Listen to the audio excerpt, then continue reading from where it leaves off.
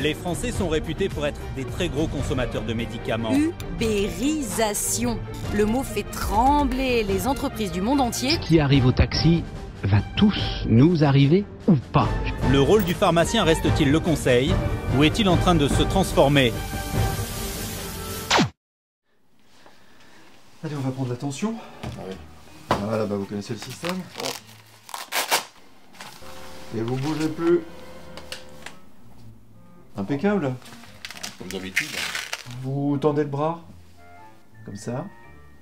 Bon, bah y a rien de bien grave. Tant mieux. Je vais juste vous prescrire des anti-inflammatoires. Oui. Et puis des compléments vitaminiques. Ça vous intéresserait qu'on vous les apporte à domicile, ces médicaments?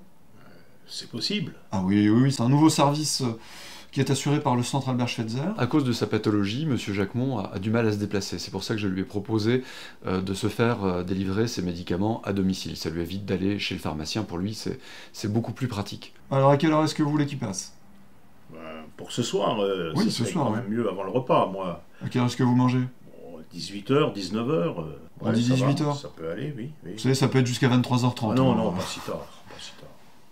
Vous avez raison, il faut vous reposer. Hein. Avec ce système, je saisis directement l'ordonnance sur le logiciel en précisant l'heure à laquelle le patient veut être livré. Et il est transmis, cette ordonnance, directement au centre Albert Schweitzer, qui va pouvoir la programmer tout de suite dans une de ses tournées.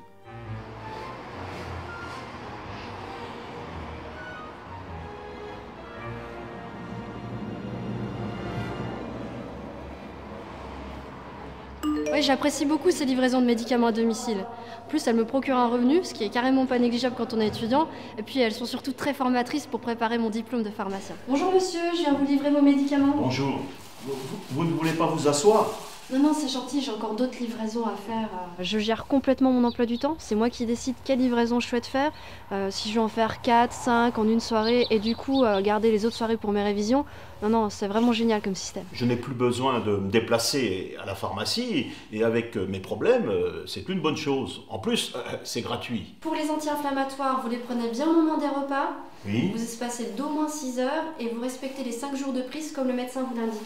La durée, le nombre de prises, tout ça, c'est sur les boîtes. Hein. Voilà, tout est noté. Vous n'avez pas à vous en soucier. D'accord. Pour voilà. les 5 jours. Pour les 5 jours. Si ça va pas mieux, voilà, vous rappelez votre médecin, vous reprenez un rendez-vous. D'abord, les gens qui viennent, comme la jeune fille qui est venue, là, on voit que c'est des gens qui sont compétents, ils peuvent vous renseigner aussi sur les médicaments, donc c'est tout à fait pertinent. C'est dangereux ça, monsieur Jacquemont. Oh, oui, ça m'arrive aussi, ça, de me prendre dans le tapis. Je l'ai dit à ma femme, elle est encore plus maladroite que moi. Mais c'est très dangereux, vous savez, on n'en parle pas assez, mais il y a beaucoup trop d'accidents qui arrivent comme ça, bêtement. C'est vrai, j'ai lu dans le journal, ça. Bah, vous savez, le centre Schweitzer propose des audits qui sont personnalisés et gratuits. Ah. Donc ça peut peut-être vous intéresser, quoi. Ça vous permettrait, je pense, d'éviter ce genre de petits problèmes, quoi. Ça peut être quand même super dangereux. Est-ce que ça vous intéresse? J'adore être là pour aider le patient et de savoir qu'il va être correctement pris en charge grâce à cet audit. Je trouve ça vraiment super. Et là, j'ai demandé à mon médecin de pouvoir assurer en permanence donc cette livraison de médicaments à domicile. Je crois pas que ce soit une fiction. La question sur laquelle vous vous arrêtez, c'est de dire est-ce que c'est une fiction pour le médicament? Mais en soi, c'est pas une fiction, puisque ça existe dans tout un tas de domaines. Amazon a développé le concept d'Amazon Fresh, dans lequel on a exactement ce système-là, dans lequel vous allez pouvoir avoir du produit frais, vous allez pouvoir avoir des fruits, des légumes, etc.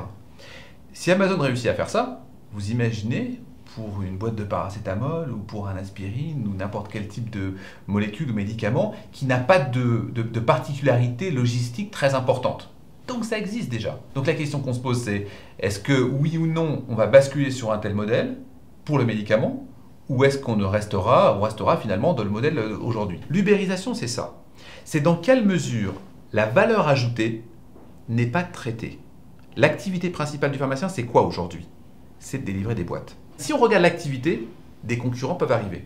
Amazon peut arriver et peut livrer des médicaments. Leclerc peut arriver et livrer des médicaments. Mais tout le monde, finalement, il suffit d'avoir un stock, un petit garage sécurisé et puis on va pouvoir livrer le médicament. La seule valeur ajoutée du pharmacien, c'est le service. C'est pas la distribution de boîtes, clairement pas. Et on attend autre chose que quelqu'un qui a fait des années d'études, qui a cette connaissance globalement de la santé, que de distribuer des boîtes. Alors je m'appelle Pierre-Emmanuel Chator et je suis en 6e année de pharmacie. Si j'ai voulu faire pharmacie, c'est parce qu'il y a un rapport avec les patients qui est intéressant et que le domaine de la santé m'intéressait beaucoup. Je pense qu'il faut séparer deux choses. D'abord le côté professionnel de santé, on est vraiment en contact avec le patient. Et d'une autre, le côté chef d'entreprise. Je pense que le service à domicile, c'est quelque chose qui est super important dans la pharmacie, que ce soit actuellement et qu'on le développe dans le futur, c'est très important. Je pense que c'est vraiment quelque chose qui est nécessaire entre le pharmacien et le patient. Après, que ce soit une entreprise qui fasse uniquement ça, comme on a pu le voir dans la vidéo, je trouve que c'est vraiment une mauvaise idée, même si c'est des étudiants en pharmacie qui le font. Le médicament, c'est quand même un produit qui est dangereux, c'est pas des jouets ou n'importe quel autre produit. Du coup, il faut faire attention avec ça, que ce soit des personnes qui soient qualifiées pour le délivrer.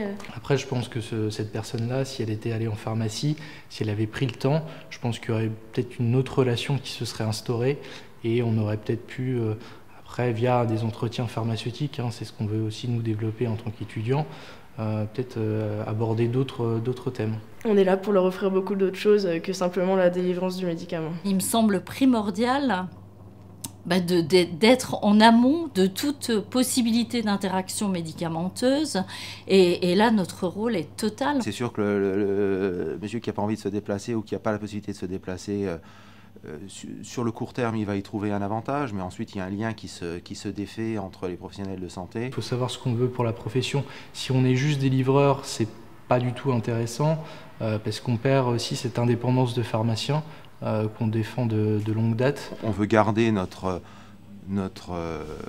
image de pharmacie indépendante, mais néanmoins offrir quand même une image de dynamisme et de proximité. La crédibilité, la proximité et l'expérience. C'est ça qui fait le succès du pharmacien d'aujourd'hui, qui l'a fait dans son passé et qui fera également celui de demain. Mais par contre, évidemment, cette dimension-là est fondée sur son expertise. Si demain, on a des distributeurs automatiques de médicaments, on a des Amazon, on a un certain nombre de personnes ou d'acteurs qui vont simplement distribuer les boîtes, le pharmacien va disparaître. Il y a certaines enseignes de pharmacie qui sont complètement axées sur le fait de casser les prix, etc.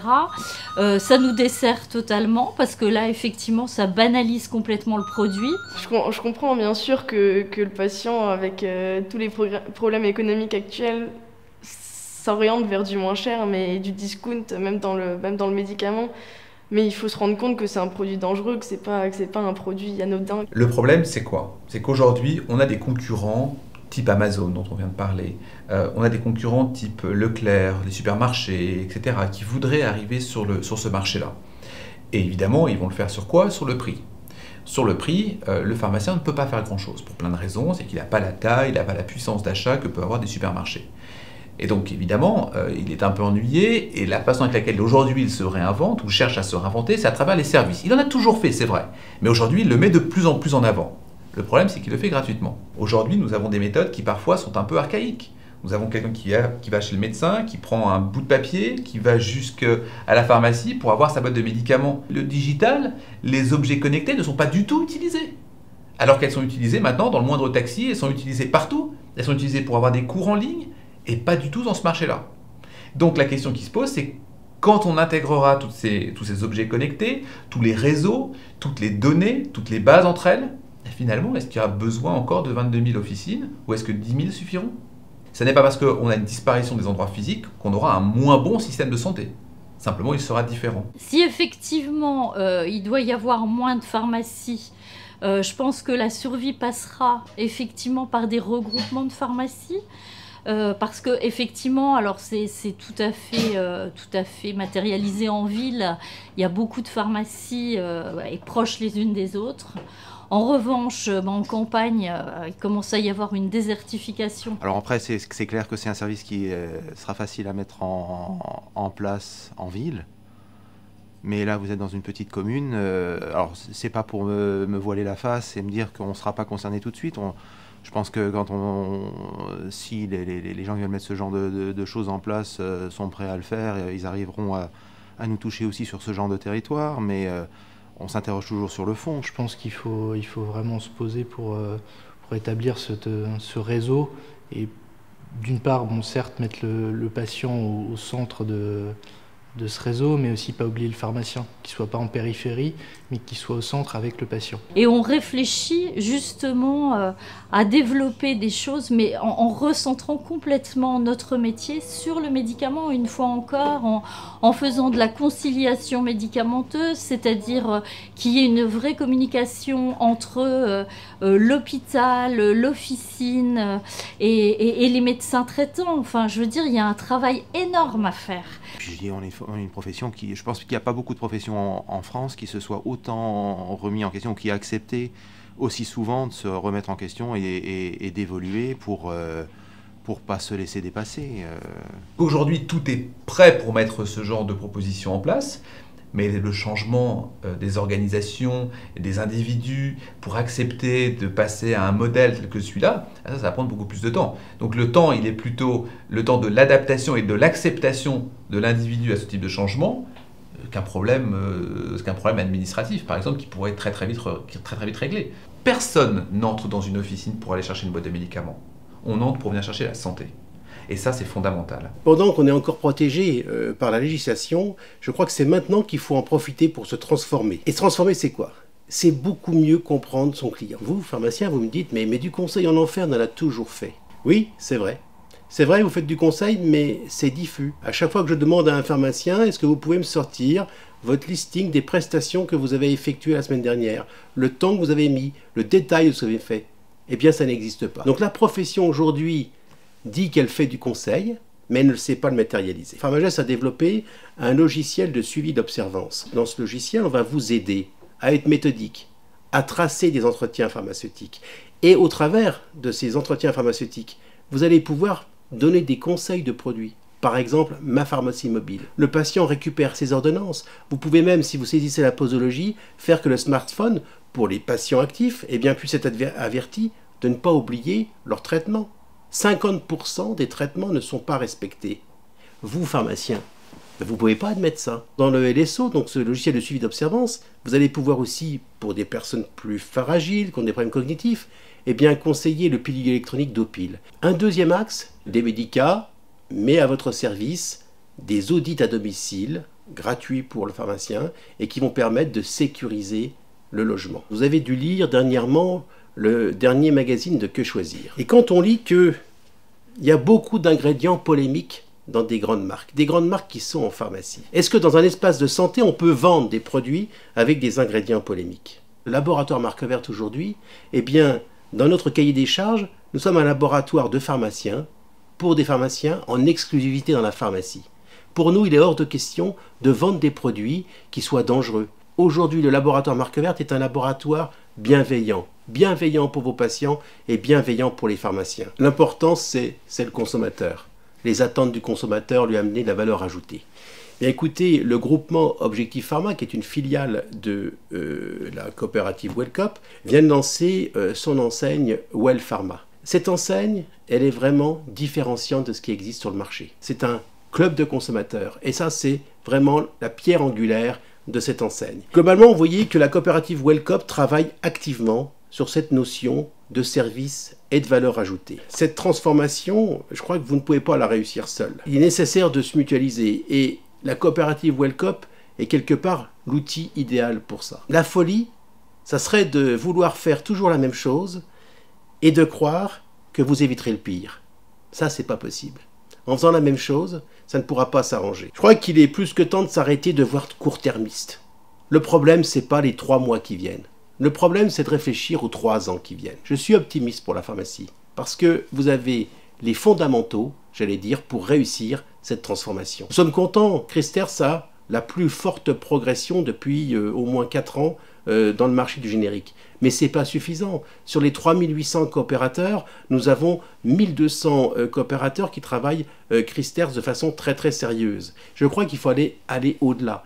Et si vous voulez que la coopérative vous aide, alors aidez-la encore plus. C'est un discours militant, mais je crois que dans cette période où il faut se transformer, il faut devenir militant. Les 1800 collaborateurs sont avec moi pour vous apporter toute cette aide de façon à transformer et vous aider à vous transformer.